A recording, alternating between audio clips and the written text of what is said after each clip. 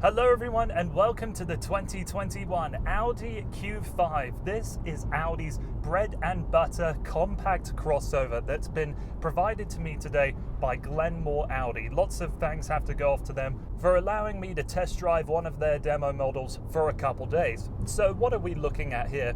Well, if you know the Audi product lineup, you know the Q5 is absolutely their most popular model, and there's a lot of good reasons as to why. If you're in this compact crossover segment, you have a lot of choices to go with, but I don't think there's anything in this class that proves that premium part of the compact crossover so well. You immediately get into this Audi, you look at the way everything's put together, how every piece of the bodywork is put together so exquisitely. It's not craftsmanship because obviously robots are doing this, but I don't think anybody does it this perfectly in the industry for this price level.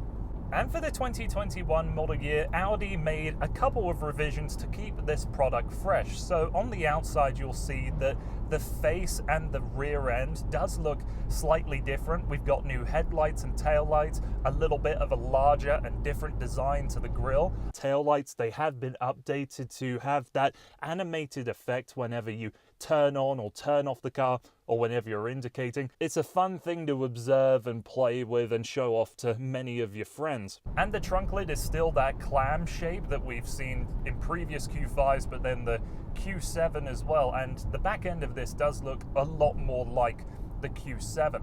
The biggest change to the 2021 model year though, and the thing that I think customers are gonna care about the most, is the new 10.1 inch touchscreen that replaces the old units that also had the little dial down here in the center just in front of your gear shifter. So with that gone, you now have a little bit of storage space, which maybe you could throw your wallet or your keys.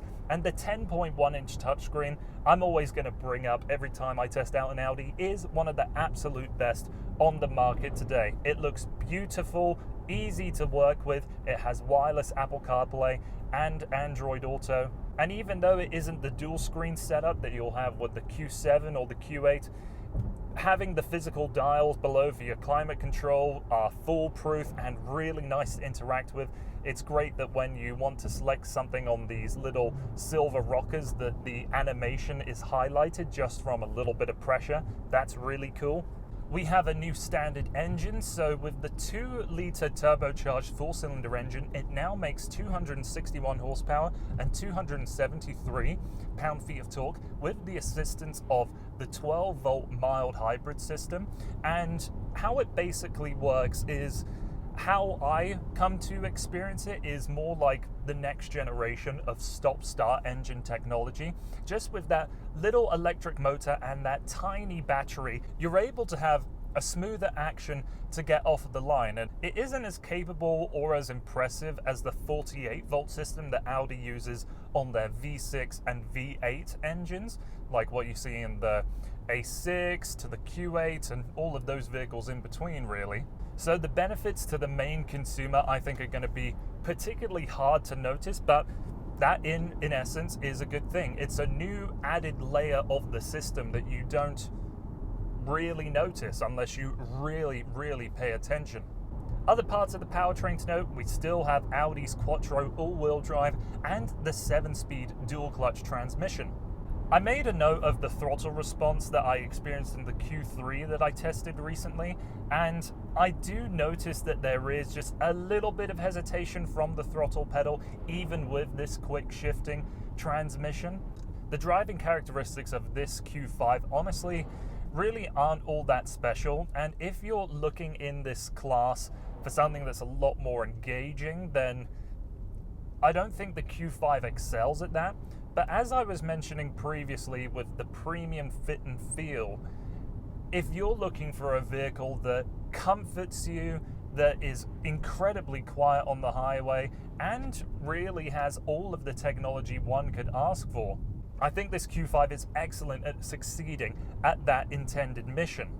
Outside of what I previously mentioned with the throttle pedal, there's nothing really else that I think could turn you away from the driving experience of this Audi, as standard, you have a typical suspension setup, but if you want to go even further with an isolated drive, Audi offers the air suspension system with the Q5, and I've tested one out previously with that system, and it turns this into as luxurious and as compliant as something like their A8 limousine. Let's talk about some of the options that are fitted to this Q5. First off, we have the S-Line Black package. So we've got the blacked out elements in the grille, on the door mirrors, the window trim, and a few other spots around the vehicle.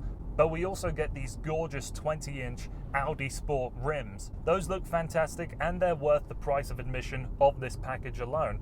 The S-Line specific steering wheel has the badging down below and the perforations along the side of the wheel, so it's nice to hold onto and your hands don't get sweaty if you're driving for a long period of time or wanting to take things a little more seriously on a back road.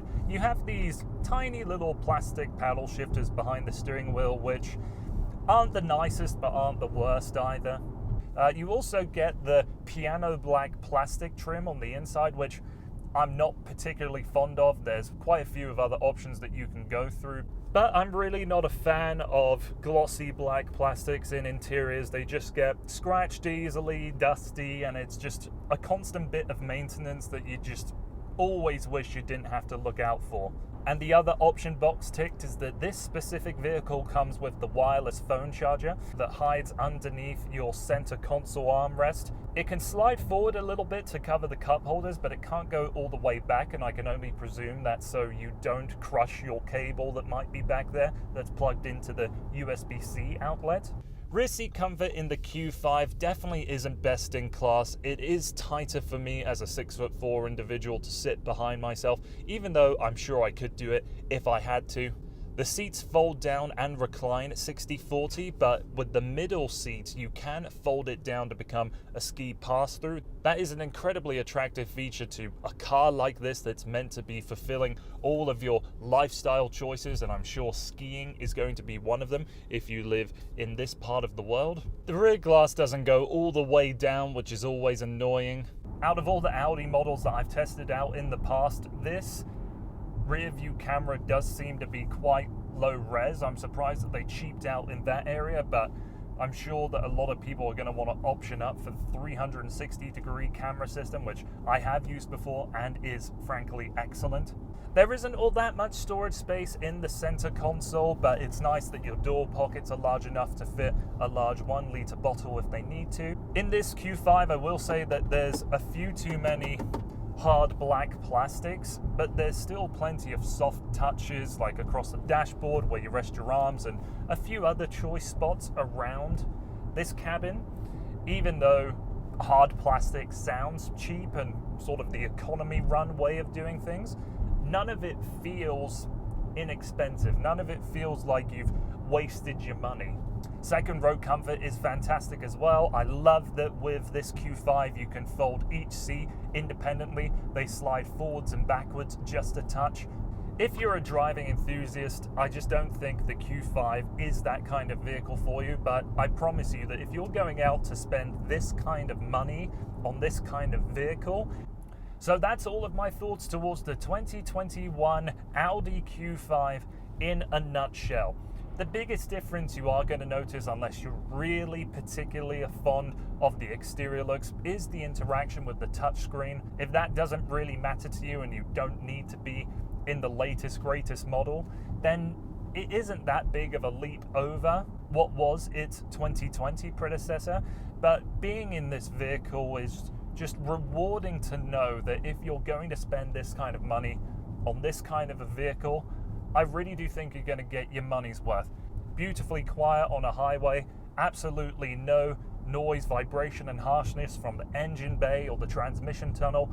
It's as refined and as polished as Audi can make their vehicles, quite frankly. So there you have it. That's all of my thoughts and opinions towards the 2021 Audi Q5. Many thanks again have to go off to Glenmore Audi that made this video possible. And please, if you like this video, don't forget to like, comment, share, subscribe. All of those wonderful things really helps this channel out a lot. Thanks for watching. Hope to see you again soon.